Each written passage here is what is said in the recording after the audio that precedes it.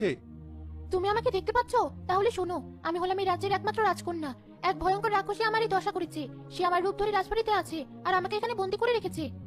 তার মানে তুমি সেই রাজকন্যা যাকে বাঁচাতে রাজ্যে ঢেরা পেটানো হচ্ছে? না না, আমি আসল রাজকন্যা। রাজবাড়িতে যে আছে সে নকল। দয়া করে আমাকে উদ্ধার করো। কি করে উদ্ধার করবো বলো? সবার আগে ওই রাক্ষসীকে বন্দি করতে হবে, তারপর আমাকে উদ্ধার করতে পারবে। আমি সত্যি জানি না এই অদৃশ্য বলয় থেকে আমি কি করে মুক্ত হব। তার আগে তুমি আমার পিতামাতাকে সত্যিটা জানাও। আচ্ছা বেশ, তুমি চিন্তা করো না, আমি আজই রাজবাড়িতে যাব।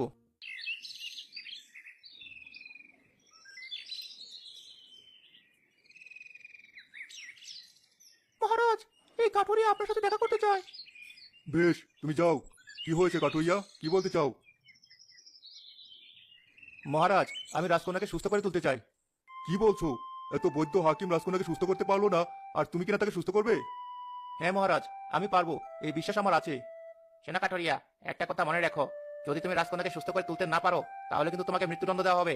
জি মন্ত্রী মশাই, আমি সকল শর্তে রাজি। বেশ, তাহলে বলো কিভাবে সুস্থ হবে আমাদের রাজকন্যা?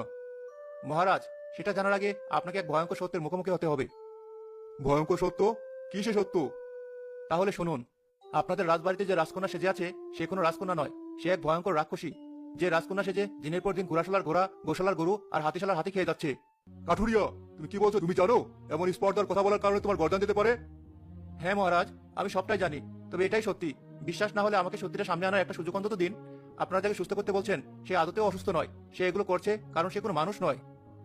বেশ, তোমাকে সুযোগ দেবো, তবে মনে রেখো, যদি এই কথা মিথ্যে হয় তাহলে তোমার মৃত্যুদণ্ড দেওয়া হবে। আমি তাতেই রাজি, তবে আমি রাজকন্যার পক্ষে একাই যেতে চাই, আর আপনারা জানালা দিয়ে সবটা দেখবেন। বেশ, তাই হবে। সৈনিক, এক্ষুনি ওকে রাজকন্যার কক্ষে নিয়ে যাও।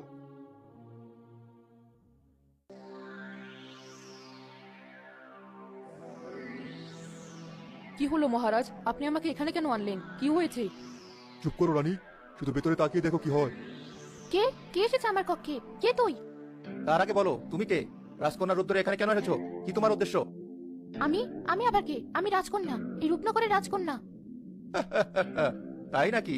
বেশ, তাহলে এই আয়নায় দেখো কে তুমি। না না না, সরা সরা তো জাদুর আয়না। তার আগে বল, তুই কেন এসেছিস এখানে, আর রাজকন্যাকে কোথায় রেখে এসেছিস? কোথাও খুঁজে পাবি না রাজকন্যাকে। আমি আমার শিকারের খোঁজে এসেছি। এখান থেকে হাতিশালের হাতি, ঘোড়াশালের ঘোড়া খেতে এসেছি। হয় হয়, তার মানে এই রাক্ষসী আমার গরুগুলা সব খেয়েছে। হয় সৃষ্টিকর্তা, এই রাক্ষসী যদি এখানে থাকে তাহলে আমার মেয়ে কোথায়? মহারাজ, যে করেই হোক আমার মেয়েকে উদ্ধার করুন। তুমি কেঁদো না রানী। সৈনিক, মন্ত্রী, তোমরা কোথায়? এখনই রাক্ষসীকে বন্দী করো।